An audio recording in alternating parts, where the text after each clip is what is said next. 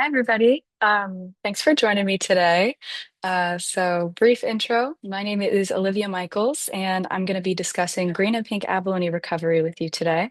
My project is entitled From Decline to Design, Mapping a Future for Abalone. But before we get into all of that, I would love to share some context for why this project and why my capstone internship with NOAA Fisheries exists in the first place. Zooming into the background section here, abalone harvest has supported coastal communities around the Pacific for thousands of years, with records going as far back as 1,500 years ago to coastal regions of China and Japan. Technical advancements during the 20th century resulted in drastic overharvest of all abalone species off the west coast of the US and Mexico. Today, I'll be primarily focusing on green and pink abalone. I've included photos sourced from NOAA Fisheries of a green abalone and a pink abalone on the right-hand side of the screen if you're unfamiliar or curious about what they looked like. In response to the declining numbers of abalone, the California Department of Fish and Wildlife instituted a fishing closure in 1996 to help support these rapidly depleting populations. And since then, researchers have pursued a variety of recovery strategies, including aquaculture programs, culturing, outplanting, and habitat restoration to differing degrees of success. However, abalone recovery poses specific challenges. Abalone are benthic, so they live on the seafloor. They recruit by broadcasting spawn directly into the water column for fertilization, and they're slow growing. Models have estimated recovery timelines of around 30 years. So that leads me into my research question here on the upper left.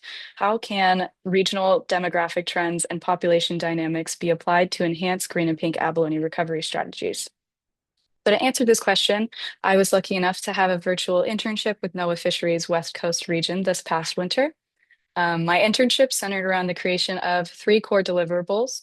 First, I created a series of 15 literature reviews analyzing relevant, recently published literature, exploring a variety of facets related to abalone and the recovery. After reviewing such an extensive body of literature, I was able to create section 3.4 and 3.6 of the NOAA Fisheries 2025 status review for green and pink abalone in Southern California. It's a mouthful, but it's actually expected to come out later this fall, so definitely keep an eye out. And finally, I was able to create 128 key location maps for the California Department of Fish and Wildlife in order to visualize expert observations, their research, and their opinions of various green and pink abalone trends over time. Moving back up the page to the upper right in the results question section, we can see three of the maps that helped answer my guiding question. First, I'll focus on figure 1 here. This key location map on the upper left shows the direction of trends in green abalone size distribution over time. Size distribution is essentially just the proportion of larger or smaller individuals within a population. If we refer to the key on the bottom left of the map there, we can see that green abalone size distribution has trended towards smaller individuals in northern San Diego, but remained relatively stable in southern San Diego, demonstrating how demographic trends can vary quite significantly over a relatively small region. In this case, the San Diego key location is about 30 kilometers across. The main takeaway I made from this observation is that if demographics of green abalone vary across a region, recovery actions should account for that.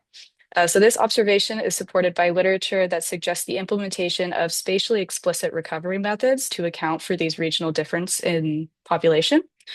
Some studies have shown great success with this, one of which is cited on the poster there.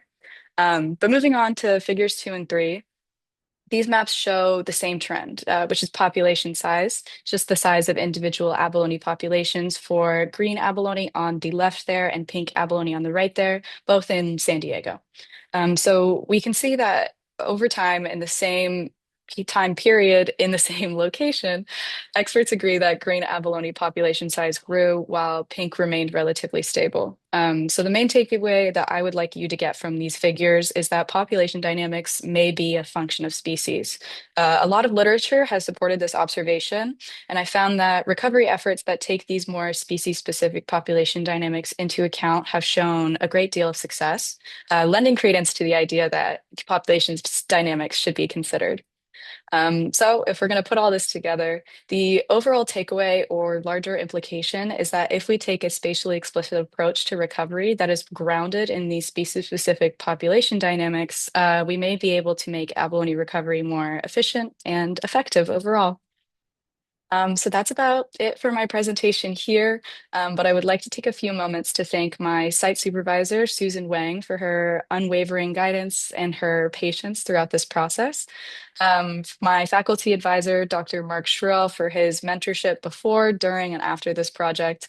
And of course, my friends and family, for without them, this project would not have been possible. So thanks so much.